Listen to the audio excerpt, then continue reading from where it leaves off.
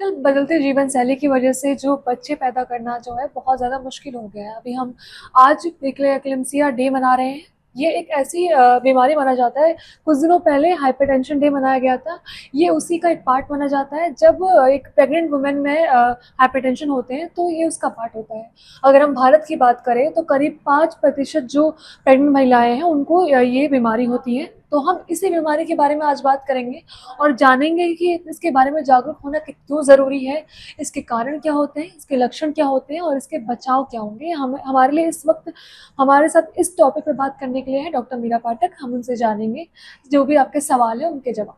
तो मैम आप थोड़ा बता दीजिए, क्योंकि यार जैसे एज ए गाइने हैं यहाँ पर आपके पास तमाम तरीके के जो प्रेग्नेंट लेडीज़ जो है वो अलग अलग तरीके की समस्या लेके आते होंगे। तो ये जो प्रेक्लेम्सिया है इसको लेकर जो लोगों के अंदर एक है कि ये बीमारी क्या है और कैसे होती है, इसके बारे में थोड़ा बता दीजिए। बिल्कुल सही बात है ज्योति। प्री एक्लेम्सिया के बारे में लोगों को ज्यादा जानकारी नहीं है, बट प्री एक्लेम्सिया बहुत कॉमन कंडीशन है प्रेगनेंसी के दौरान। इसमें क्या होता है कि प्रेगनेंसी के 20 हफ्ते के बाद यानी 5th मंथ ऑफ प्रेगनेंसी के बाद ब्लड प्रेशर राइज करने लग जाता है। नॉर्मल प्रेगनेंसीज में ब्लड प्रेशर फॉल करता है, बट इस कंडीशन में ब्लड प्रेशर राइज करके 140-90 mm ऑफ मर्क्यूरी से ज्यादा हो जाता है। ये एक ऐसी कंडीशन है जो माँ और बच्चे दोनों की जान के लिए खतरा हो सकती है। अगर हम बात करें कि क्योंकि देखिए बच्चा है होने वाला है, तो उससे पहले अगर मेरे को बीपी मेरा हाई नहीं होता है और मैं प्रेग्नेंट होने के बाद क्या ऐसा हो सकता है कि मेरा बीपी हाई हो जाए? तो ये काफ़ी चांसेस जो है वो किस तरह से होते हैं और क्यों होता है ऐसा? बिल्कुल सही बात है ज्योति। ये बहुत महिलाओं का सवाल है कि अगर हमारा प्रेगनेंसी से पहले ब्लड प्रेशर हाई नहीं है तो क्या अभी भी हमें ब्लड प्रेशर चेक कराने की जरूरत है, क्या अभी भी हमें प्री एक्लेम्सिया से डर है? तो ऐसा इसलिए है क्योंकि प्रेगनेंसी के दौरान प्लेसेंटा की वजह से कुछ ऐसे चेंजेस आते हैं बॉडी में, जिसकी वजह से कुछ महिलाओं में गर्भावस्था के दौरान जहां ब्लड प्रेशर फॉल करना चाहिए वहां ब्लड प्रेशर राइज करने लग जाता है। इसलिए जरूरी नहीं है कि अगर आपका ब्लड प्रेशर प्रेगनेंसी से पहले नॉर्मल था या इवन लो था तो प्रेगनेंसी के वक्त वो राइज नहीं करेगा।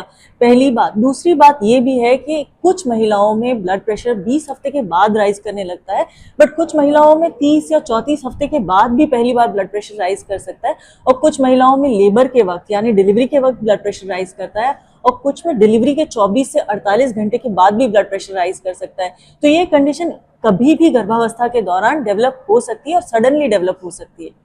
जैसे कि आज प्रेक्लेम्सिया डे भी है और तमाम तरीके हम इसके बारे में बात कर रहे हैं, तो किस तरह से महिलाओं को अपना ध्यान रखने की ज़रूरत है? अगर उसका बीपी लो और हाई हो रहा है तो कैसे वो अपने आप को देखे और उसमें अपने जीवन में जो बदलाव है वो क्या कौन कौन से लेके आ सकती है?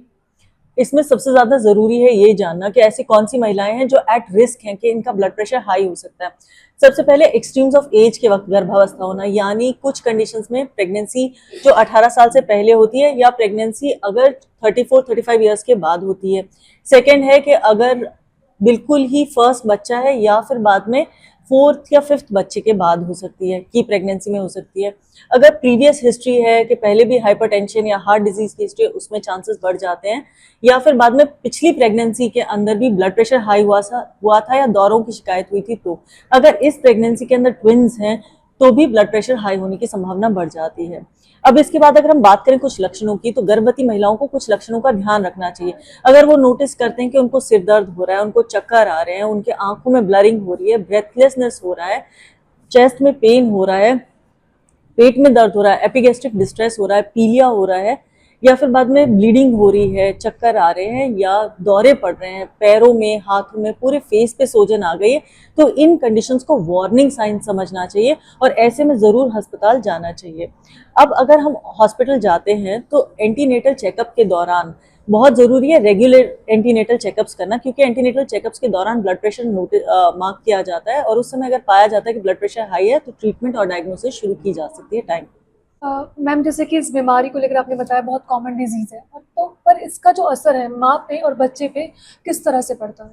बिल्कुल। माँ में जो कॉम्प्लिकेशंस हो सकती हैं वो है स्ट्रोक हो सकता है, दौरे पड़ सकते हैं, सीजर्स हो सकते हैं, लंग्स में पानी भर सकता है यानी पल्मोनरी एडिमा हो सकता है जिसकी वजह से ब्रेथलेसनेस हो सकती है, लिवर में सोजन आ सकती है जिसकी वजह से पीलिया होता है, प्लेटलेट काउंट फॉल कर सकता है, ब्लीडिंग की टेंडेंसी बढ़ सकती है, किडनीज के ऊपर इफेक्ट पड़ता है, यूरिन आउटपुट घट सकता है और यूरिन के अंदर प्रोटीन आ सकता है।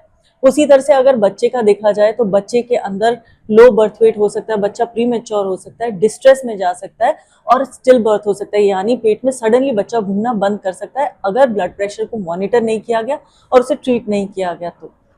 मैम जैसे कि आपने देखा होगा कि बीपी अगर हाई हो रहा है, लो हो रहा है, तो पाँव में जो सूजन है वो काफ़ी देखने को मिलती है।